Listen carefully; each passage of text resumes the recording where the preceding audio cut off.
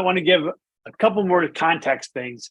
First of all, I think, and correct me if I'm wrong, Felicia, you say that it's supposed to be, well, secret's probably a hard word to use, but don't you think that it was because of your high rank and your unique position that it was more known? Yes. I mean, if Private Johnson had that happen, yes, maybe the sergeant major in Germany went past the desk, but that sergeant major in Germany would never see Sergeant Johnson. So it would never, when Sergeant Johnson moved back to the States or moved to Fort Polk or whatever, it wouldn't really follow her. And the next sergeant major, all the people in the unit wouldn't know about her because it would still be, it's still confidential in some forms. It's just because you had a big spotlight on you from the beginning. And that's why you were confronted, yes. I think. Yes. And then the second, I do agree. Yes. Yeah. And then the second thing is going back to group, James, just to give you some context, almost everybody in the chain of command, all the way to the commander who she works for, generally knows everybody else. I mean, she says 5,000 tab guys, but generally, if you made it up to lieutenant colonel or colonel and you grew up in 7th group, 3,000 of those guys. The only guys you don't know are the new guys that came in the last 4 years. And so when those guys get into trouble because you served in combat with them, you went on a couple missions with them, your natural human reaction is to give them the benefit of the doubt because you think you know them better than what they did. And that's why her job was so difficult, as opposed to when you get into the big army, because they move around so much and there's so many of them, the commanders maybe they know 3 people in their command when they move over there, or 4, but for the most part, they don't know everybody else in the command. They don't know the E7s and the E8s and the captains and stuff like that. So when something goes wrong, you pretty much go hammer them because it went wrong, and everyone goes, everyone lines up, ducks in a row and says, okay, this is the process. Let's do it. If you go to the small culture of 7th group where everyone knows each other, like, well, let's kind of figure this out. So it's a little slower process. And as a result, when it goes sideways because the guy actually did something wrong, everyone starts getting kind of punished along the way. Like, why didn't you react faster? It's like, we were trying to get facts, and stuff like that. So her job was like doubly hard in some way. And the fact that the reason she got rated by the commander, the colonel, is because she is the direct representative of the commander. And because it was a new thing, not everyone realized that. And once again, because she's a female, no one recognized that. And also, she didn't want to depend on that. She didn't want to say, hey, guess what? I represent the commander, so shut the hell up and do what I say. That's something she probably could have done. Or she could have said, I'm going to go tell the commander. And then the commander's going to call that guy and say, hey, do what she says. That could have been the way stuff went. But she chose a different route, more of kind of like, hey, let's figure this out. It's a problem. These are the consequences. It's a new program. I'm telling you, these are the consequences. You haven't seen it before because it's a new program. These are the consequences.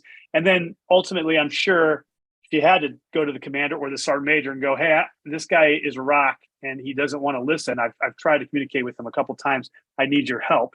That probably happened a couple of times, but she's got a lot of character and she's very convincing and she knew the rules really well. So I'm sure she didn't do that as much as maybe other people have to depend on that. And I'm sure a male in that position probably would have went straight to the commander multiple times and said, I'm fed up with this guy. He hung up on me. So he would have called. It would have gone a different way, but I don't know what Felicia has to say with my comments. No, Randy, you're correct. The other part, like I said, though, that's a completely different realm is laws. There were a lot of laws that were brand new coming into that position. And at that time, as you know, it parallels what you're talking about. It takes a while for people to understand that those laws are commonplace now, not some special thing like this is forevermore the law and this is how we go by it. So, and Randy's correct. Different environments and different cultures, because even though we have a culture of the United States, then you have a military culture, then you have a big army culture, then you also have a special forces culture, and there's different pockets of different things around there. They do take things differently. And I think what you were talking about, in your job, James, is, or previous jobs, is if they're humans. It takes them a while to wrap their brains around it, and change is uncomfortable for people, and they don't want to change, and they don't like to hear that everything they've been doing is, I mean, look at the woke environment now. People don't want to hear that what they've been doing is wrong. And racism, sex assault, take your pick on any of the topics. People don't want to hear that they have to change, and that maybe the way that they've been operating before is wrong. People do not like to hear that they're wrong. And it takes a while for people to wrap their heads around. Some people are faster than others. Intelligence matters. It does. Just because you have a lot of it doesn't mean you're going to change, though. Right. And those are just comments based off of what Randy said. But yeah, absolutely. I'd like to keep talking about the laws aspect of things. You mentioned that there were new laws and regulations that were put in place. First, I'm curious whether they applied to just the military or more broadly. I guess you guys have your own special rules, but then what I observed is, so let's say bribery in my business environment became a topic that was always improper for US companies to engage in, but it wasn't for many of our European colleagues. So you're in Germany and they still have legal bribery, and we had to change and said, no, now we're a US company. You can't go bring suitcases full of cash to your business counterparts. That's got to stop. And they said, yeah, we hear you. And we're not going to stop because it's always worked for us and we're going to keep doing it. And it only started to change when there was consequences and enforcement. So my question to you is, how did you see the combination of the laws and regulations? Maybe you could describe them a little bit. Was it military specific? Were they sufficient to purpose? And then secondly, how important was, visible public examples to making people see things were actually going to change now, that the laws were going to be enforced, in other words? Oh, so we're going to unload a whole bunch of stuff, and I don't know how to frame it because it all kind of runs together, much like you were talking about in certain things. Okay, so when the SHARP program was instituted, number one, they created a couple of different things. Okay, to answer your initial question, yes, the military has its own set of laws, and our lawyers specialize in those laws. I don't know if military lawyers are able to practice law outside of the military. I don't know if they have their license or their bar exams done or whatever. I do know that we have our own Uniform Code of Military Justice, which spans across all branches of the service. And our Article 120, at least that's what it was at the time, and I'm sure it has a whole bunch of different subcategories, but Article 120 covers sex assault now. Article 120 didn't exist. It was maybe a one-liner. So Article 120 ended up becoming, I think, 4 or 5 pages long in the Uniform Code of Military Justice, which we call UCMJ. And a couple of those things were, number one, commanders at the 05 level and below could not adjudicate anything with sex assault or sexual harassment, unless the sexual harassment met a certain threshold. But I did do sexual harassment, but I was predominantly in the sexual assault arena. What it did, it recognized that when victims previously had come to make complaints about sexual harassment or sexual assault, 05 level commanders, which is battalion level commander or down, would not process it, would not investigate it, and would oftentimes retaliate against the victim. So Congress took it completely out of their hands and left it at the 06 level and above. Now, 06 level command is overseen by general officers, what we call 1-star, 2-star, 3-stars. So every sexual assault case that came through, all the things that happened in that case resided at the 06 level. That is why I, as a sexual assault response coordinator, a SARC, worked directly for an 06. Because they found that people who worked in these kinds of, it was like POSH or something before, when other people had come to like their 05 level commanders, they would just about wash it under the rug. There's no real thing about bribery in the military. What a lot of times we got trained towards was quid pro quo, like this for that. And it's usually revolved around sexual favors, but it oftentimes was like this commander would call this commander and be like, hey man, this is stupid. It's like, me too, we're gonna watch. And they would just let it go, right? 06 level commanders are held to a different standard to a certain degree because they have an entire brigade or group, which is 5,000 people usually, somewhere around that ballpark, between 3,700 and 5,000 people in any brigade. But a battalion commander may have 700, 500, 400. And so their span is much different. This goes back to scope. They have to interact with general officers more, and they have a different level of scrutiny that they do. And they also have been supposedly weeded through the ranks, and they are more like sergeants majors. They're like less than 1% of the population that make full colonel. So that was one of the things that changed. And battalion commanders hated that. They're like, I'm a battalion commander. I've got 20 years in the military. I am responsible, educated. I have a master's degree, some PhDs. They really feel they are very important. I'm not trying to undermine them, but they also are too close to the people that have these decisions, these things are happening to them. And too many battalion commanders, O5 level commanders, they didn't properly execute their duties and responsibilities when it came to sex assault, because again, a complainant is the one that had the problem and created problems. They don't want to deal with administration because they want to do training. So when they had to deal with this, and sexual assault takes up a lot of time now, because there's a lot of other things that are now required of sex assault cases. Like one, it has to go to the SARC. Two, CID, Criminal Investigation Division, has to investigate it. Cannot be a local person, not like another major or another command or somebody local. Article 120 also created special judge advocates, which means these are lawyers, judge advocates that are specially trained in sex assault and how to persecute. It was so bad by the time that I left that job that the only people that could represent sexual assault victims were sexual assault judge advocates. And they would have like 3 lawyers in the courtroom, because the victim, the offender, and then the judge, all 3 of them had to be sexual. And they are judge advocates are one for every battalion. So there's not many of them. And they're already overloaded and worked with all the different things. And now you add that there can only be these specialized. So it really bogged down the system. It took a long time to get things done. There was a lot of different requirements. And O5 level commanders don't want to hear it.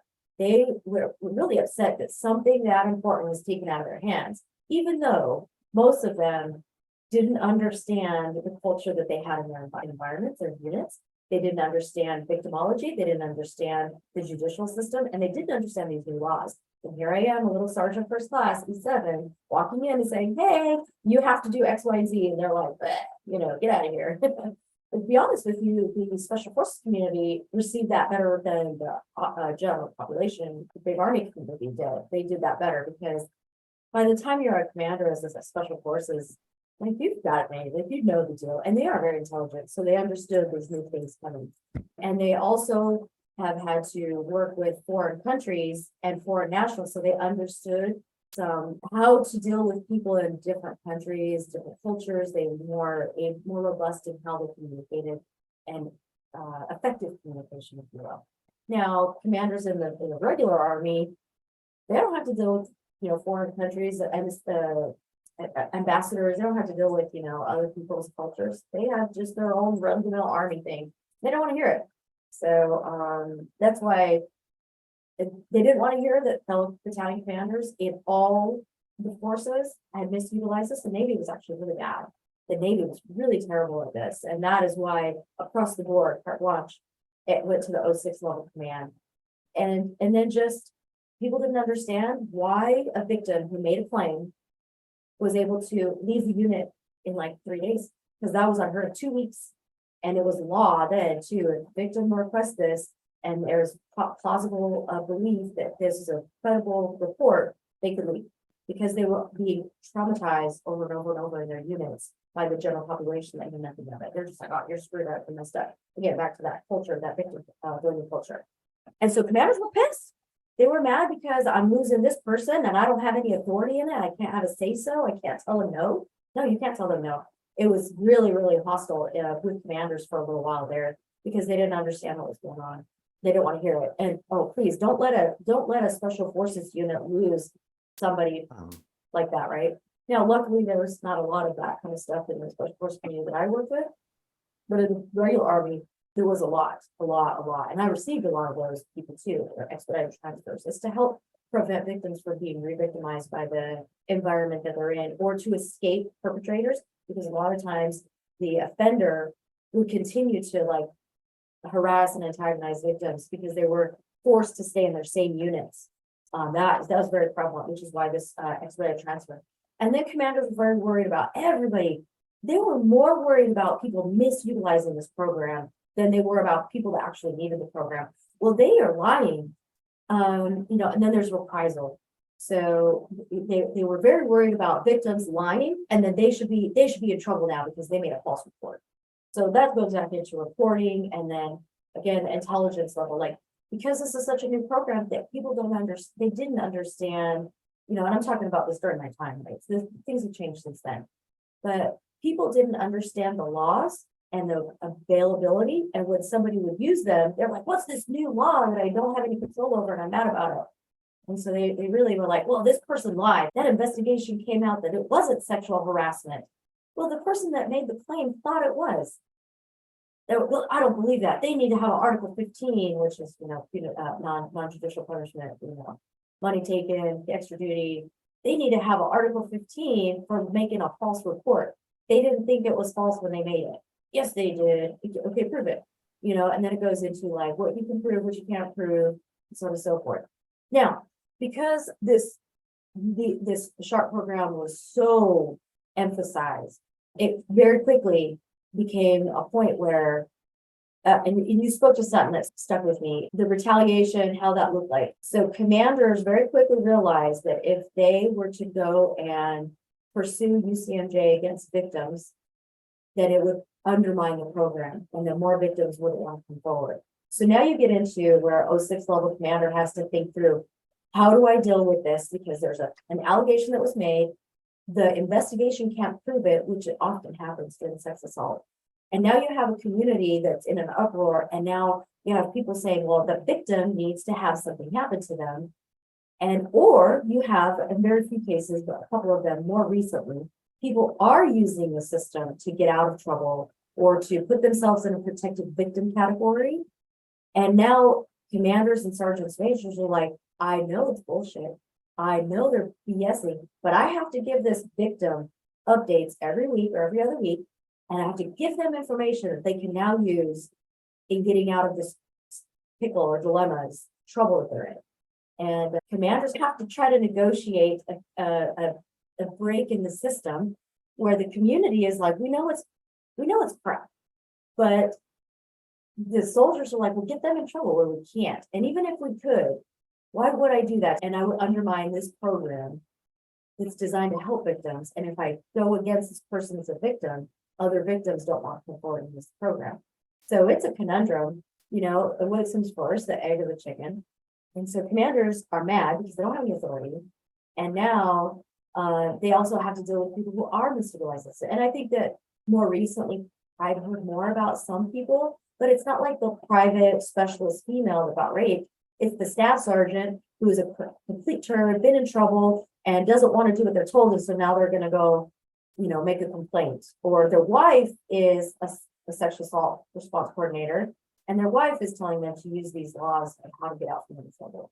And it's generally with the staff sergeant community. Staff sergeants are first class community because they're senior enough that they think they have some voices. They know the system, they know the laws, and they know how to utilize it. And I think that's only been a recent thing that I've heard about. Again, I'm retired now, so I only get inklings of it. But I do know that there has been, even still 10 years later, there's still commanders that don't do things the right way.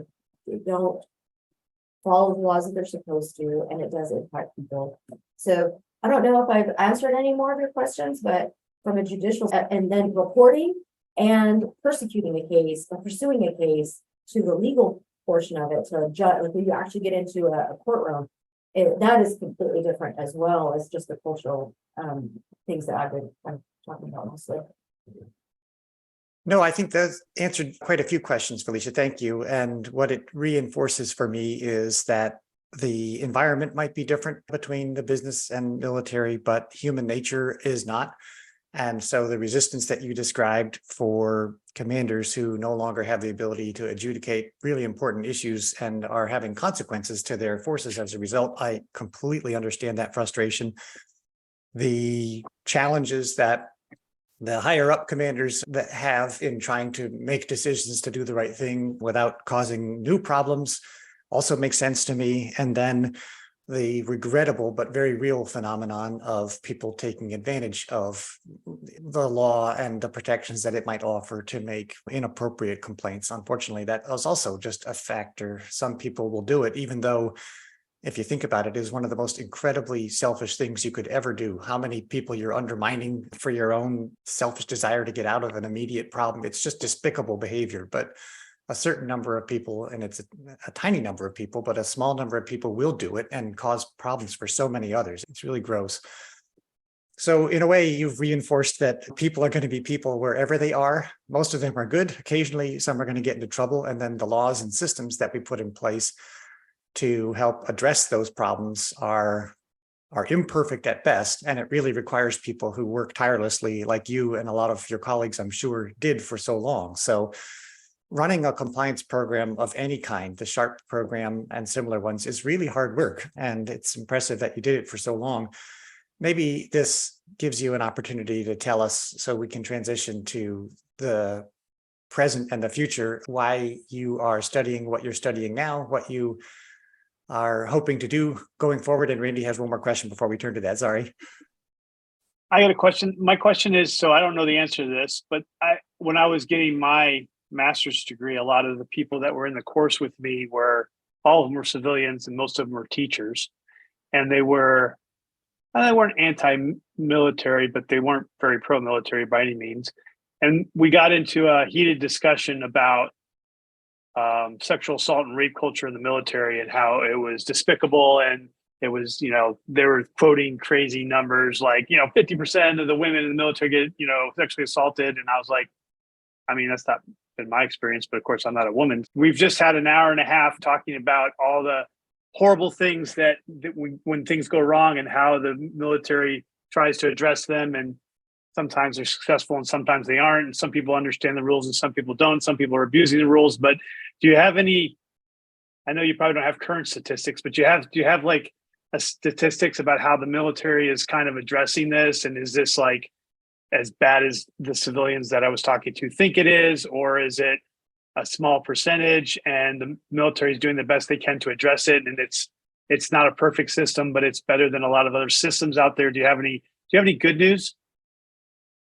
Yeah, so that is tough. To address this, there is good news. There is good news in this realm. Okay, so the parallels between civilian sex assault and military sex assault. So number one, the military is comprised of Americans. Through and through, I've heard it. I would venture to say that the military is making huge progress. What I started with and how tough it was then, 10 years later, it's very well known. And I'm going to speak from a conventional, a big army, if you will. I haven't been in UCSOC since 2017, so I don't know what it looks like there. But the environment that I have seen in my units, and prior to retiring, I was a JRTC observer controller or observer coach or trainer, which every month for 10 months out of the year, a unit comes through, and I got to work with those units. And one of the underlying themes is that I kind of get down on the woke generation right now, but what I will say about them from a sex assault perspective is that they're very proactive. They do report on each other. They're very concerned about the welfare of their fellow friends, soldiers, whatever.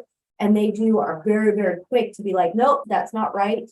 We need to look at that better. I think there's something wrong. I want to protect my friend. I want to protect this person. So the awareness of it has increased exponentially. They do know there's a lot of resources and they do come forward and use those resources. So I think that culture in the military, it takes time. As we were talking about, they're humans. It takes time. And maybe it was a little bit of force feeding for a while, but now the newer generation understands it. They're not scared of sex assault the way that they used to be. Our generation was, and they're much more likely to utilize the resources for their own benefit or for somebody else's benefit. So I think, and it's been known through history that the military we're governed by Congress and laws, and we have a rank structure, and we are the test bed for new things. Integration started with the military. They used the 101st to go down to, I think it was in Kentucky, to assist in integrating Blacks into white schools. And that was many, many years ago, but we have been a test bed for many things to help spearhead it in the community at large, because they have control over things. They have policies and regulations that we're required to abide by. Let's look at COVID. So I do think that there has been the emphasis and the startup of this. I do appreciate the Obama administration for this program, and all of the subsequent goodness that's come out of it. It was a hard fight in the beginning, but now it's very routine.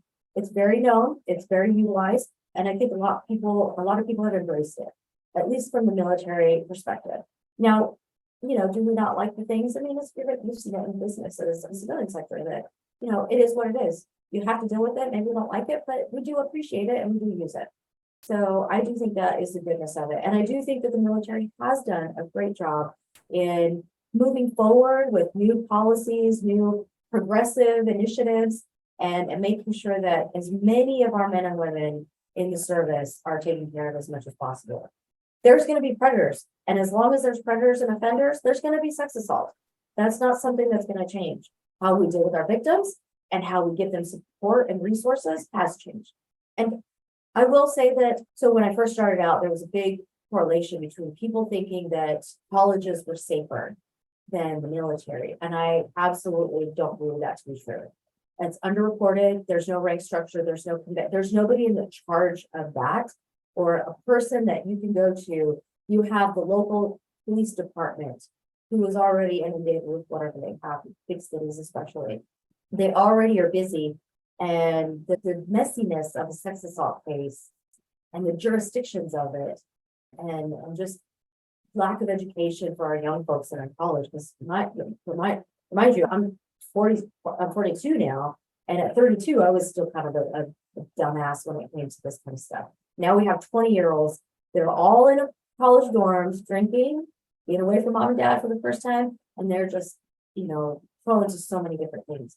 I don't know what it looks like in the civilian sector, but I will say that I think the military has done a fantastic job. There's a lot of room for improvement, but I think that they really have shown that you can change a culture to a certain degree, protect people from sex assault, and then just the awareness of it and people watching out and looking for it. I think that they've done a great job. I do not know what it looks like in the civilian sector, but what I will say is coming out of the military for the last, 120 days, last 6 months, I'm a little skeptical because I'm here in San Antonio, and the things that I see, like just the way that people live life, I'm like, ooh, it's a little scary not to have a commander to be able to go to report and protect me. And, people that will believe me when I say this versus the local cultures in whatever area you're in may or may not be so willing to help if you want. And I don't know what laws there are in the civilian sector that would do that. I will say that I know that the military, kind of Mother Army, has laws to protect.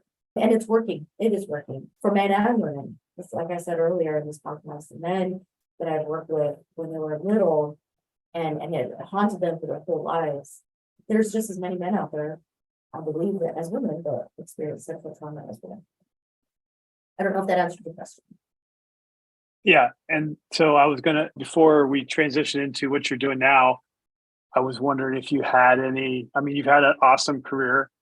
You have almost as many years as I did in the airborne community. You had 20 some years, and I had two assignments away from airborne units. So I had about the same as you, maybe a little bit, maybe one or two more. Drum master, right? Yeah. Yeah. So she's a drum master. She's got 20 years airborne, sergeant major. She's like the 1% of the 1%. What advice would you give to women coming in the military, and the challenges they face and how they can succeed? Oh, that's tough because I got a lot of things I could say, and as you guys can tell, maybe that's another episode. So it's hard because women are culturally socialized different than men are, and it is a masculine environment. What I would say is, don't look at any glass ceilings. Don't be afraid to do it. Just, I would say, oh, I can't lift that. Yes, you can. Oh, I don't shoot well. Yes, you can.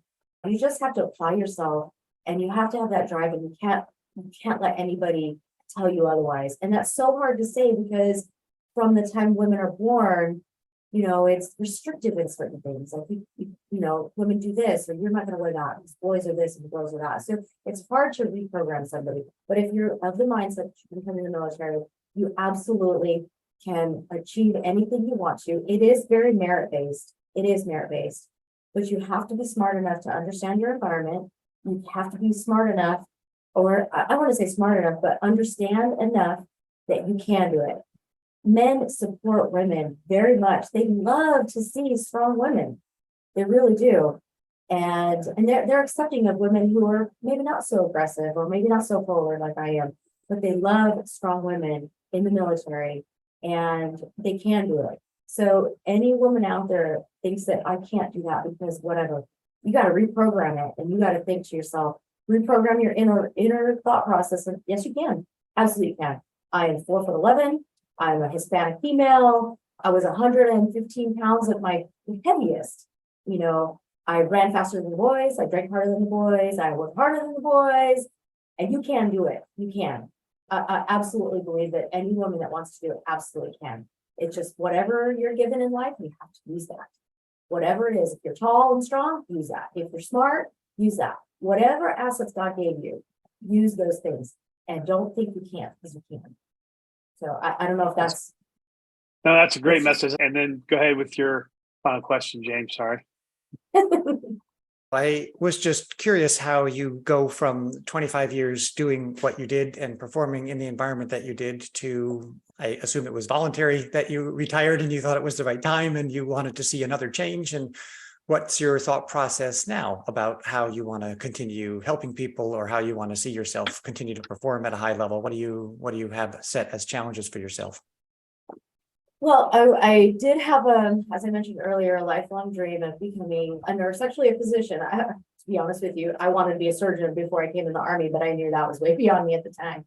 And I'm way too late, too long in the tooth for that now. But I want to enter the medical profession. I think that I will find a lot of opportunities. I'm going to nursing school. I start here in about a month. It was a passion of mine for a long time. So I'm going to go back to college for a few years. I am going to utilize my GI Bill. How do I help people? Okay, it doesn't matter what you do in life. You can always help somebody. So Randy and I worked on Successful Soldier, just kind of some help to soldiers. Little advertisement there for you. Thanks. I do plan on, I love volunteering at ranches with helping people, especially vets with PTSD, use force therapy to help them recover from some of their ailments.